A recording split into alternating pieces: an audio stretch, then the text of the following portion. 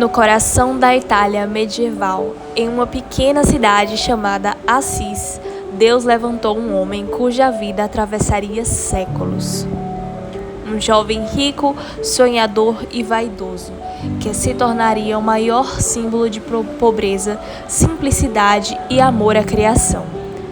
Seu nome é conhecido no mundo inteiro, São Francisco de Assis. Mais do que o fundador de uma ordem religiosa, Francisco foi um sinal vivo do Evangelho, um homem que levou a sério as palavras de Cristo. Vai, vende tudo o que tens, dá aos pobres e segue-me. Nessa história, vamos percorrer sua vida desde a juventude, marcadas por sonhos de glória até radical, a entrega a Deus, que transformou não apenas sua existência, mas a própria Igreja.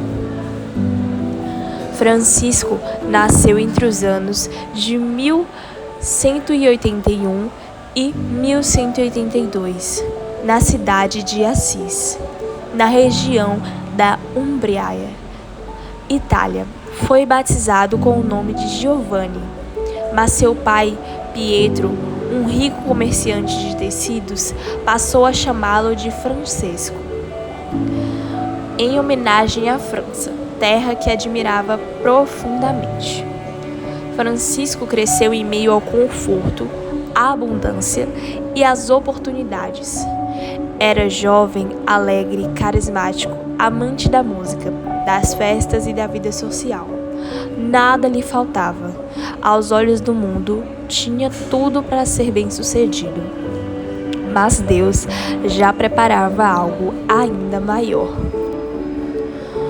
Como muitos jovens de sua época, Francisco sonhava com glória militar e reconhecimento.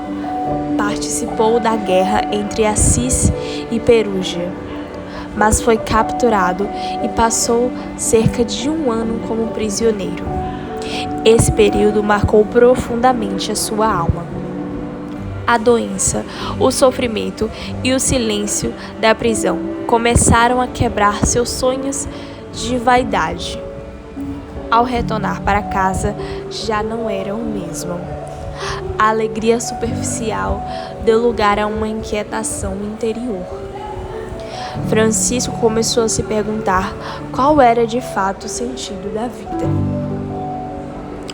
O momento decisivo de sua conversão aconteceu quando Francisco encontrou um leproso à beira do caminho.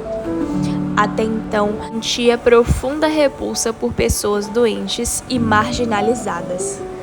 Mas, naquele dia, movido por uma força interior, ele desceu do cavalo, aproximou-se do leproso, deu-lhe esmola e o beijou. Mais tarde, diria que aquilo que lhe antes faltava lhe causava nojo, tornou-se doçura para sua alma. Pouco tempo depois, em oração diante do crucifixo da igreja de São Damião, ouviu uma voz que mudaria sua história.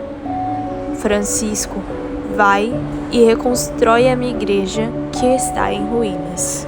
Inicialmente, ele entendeu essas palavras de forma literal. Francisco começou a restaurar pequenas igrejas, vendendo tecidos do pai para comprar materiais. Isso gerou um grande conflito familiar. O momento culminante aconteceu quando, diante do bispo e de toda a cidade, Francisco renunciou publicamente à herança, tirando as próprias roupas e dizendo: de agora em diante, não direi mais, meu pai, Pietro Bernamonte, mas apenas Pai nosso que estás no céu. Nu, diante de todo mundo, Francisco vestiu-se apenas com uma túnica simples. Estaria livre, pobre e totalmente entregue a Deus. A vida simples de Francisco começou a atrair outros homens. Eles não buscavam poder nem riqueza, mas viveram o Evangelho ao pé da letra. Em 1209, Francisco foi até Roma com seus primeiros companheiros. o Papa Inocêncio III aprovou oralmente a nova forma de vida. Nascia a Ordem dos Frades Menores. Eles pregavam a paz, viviam da providência divina e se chamavam de menores, para nunca se colocarem acima de ninguém. Francisco não queria uma ordem poderosa, mas uma fraternidade. Francisco via toda a criação como obra de Deus. Chamava o sol de irmão, a lua de irmã e até a morte de irmã. Um dos episódios mais conhecidos é o lobo de Guibiu, um animal feroz que aterrorizava a cidade. Francisco dialogou com o lobo e fez um pacto de paz e devolveu a tranquilidade à população. Seu amor pela criação não era romantismo, mas a espiritualidade profunda. Nos seus últimos anos de vida, debilitado e quase cego, Francisco retirou-se para um monte, Aver. Ali recebeu um dos maiores sinais místicos da história da Igreja: os estigmas, as chagas de Cristo em seu próprio corpo. Foi o primeiro santo da história a recebê-los. Seu sofrimento uniu completamente ao de Cristo.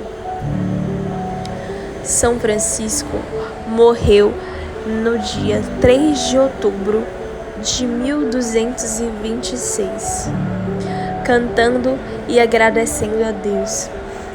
Foi canonizado apenas 2 anos depois, em 1228. Hoje, seu legado permanece vivo. Ele inspirou ordens religiosas, movimentos de paz, o cuidado com os pobres e com a criação. São Francisco de Assis não foi apenas um santo do passado. Ele continua sendo um chamado vivo à conversão. A vida de São Francisco nos pergunta ainda hoje: o que realmente importa? O que estamos dispostos a deixar para seguir Cristo? Em tempos de guerra, ambições e desigualdades, Deus escolheu um homem desarmado, sem exércitos, sem riquezas, sem poder político. Um homem que mudaria a história da Igreja, não pela força, mas pela radicalidade do Evangelho. São Francisco de Assis não escreveu tratados teológicos complexos, não governou reinos e não fundou impérios. Ele simplesmente viveu o Evangelho, e isso foi suficiente para transformar o mundo. São Francisco de Assis é o padroeiro dos animais e da natureza. Não é à toa que Francisco ficou conhecido como o padroeiro dos animais e da natureza. Entre os votos de pobreza, obediência e castidade, o pequeno pobre homem pregava o amor entre todas as criaturas de Deus. Seu olhar de compaixão se estendeu para além dos pobres. Sua preocupação era com o mundo, com as pessoas, com as criaturas, considerando tudo como obra, criação do nosso Senhor. Totalmente apegados à pobreza, em nome de nosso Senhor Jesus Cristo, não queiramos jamais ter nenhuma outra coisa debaixo do céu. Há muito a aprender com a história de vida e conversão de São Francisco. A sabedoria divina. Certa vez, São Francisco de Assis, sentindo-se fortemente tentado pela impureza, deitou-se sem roupas sobre a neve. Outra vez, no momento de tentação ainda mais violenta, ele rolou sobre espinhos para não pecar e vencer suas implicações carnais. Sua humanidade não consistia simplesmente no desprezo sentimental de si mesmo, mas na convicção de que, ante os olhos de Deus, o homem vale pelo que é e não mais. Considerando-se indigno do sacerdócio, São Francisco de Assis apenas chegou a receber o diaconato. Uma vez cantaram-lhe dos irmãos amava tanto o silêncio que até quando ia se confessar, fazia por sinais. São Francisco respondeu desgostoso: isso não procede do Espírito Santo, mas sim do demônio. Isso é uma tentação, não um ato de virtude. São Francisco tinha o dom da sabedoria. Certa vez um frade lhe pediu permissão para estudar. Francisco respondeu que se o frade repetisse com amor a devoção, a oração, glória ao Pai, se tornaria um sábio aos olhos de Deus. Ele mesmo, Francisco, era um grande exemplo de sabedoria, dessa maneira adquirida. Se você gostou de ouvir a história e vida e curiosidades sobre São Francisco de Assis, comente nos comentários, curta o vídeo e se inscreva. E se você quiser escutar mais histórias de santos e curiosidades sobre a Igreja Católica, se inscreva no nosso canal para mais vídeos como esse, onde você vai aprender com detalhes a vida dos santos da Igreja Católica.